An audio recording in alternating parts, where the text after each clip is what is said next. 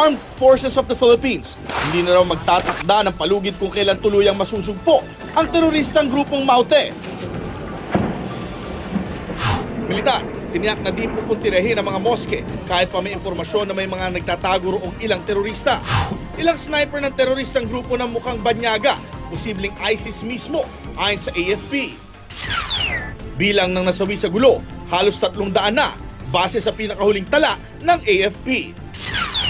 Dahil sa isyu ng seguridad, paglilitis sa mga kasong may kinalaman sa Maute, nais ipalipat ni Justice Secretary Vitaliano Aguirre mula Cagayan de Oro City RTC sa Taguig City RTC. Mag-asawang pinaghiwalay ng bakbakan, emosyonal sa muli nilang pagtatagpo. Nalaman ko na na-rescue yung asawa ko, pinaabot sa akin, kahit man pumatang ang dugo ko, hindi ko isusuko. Ganun ko kamahal.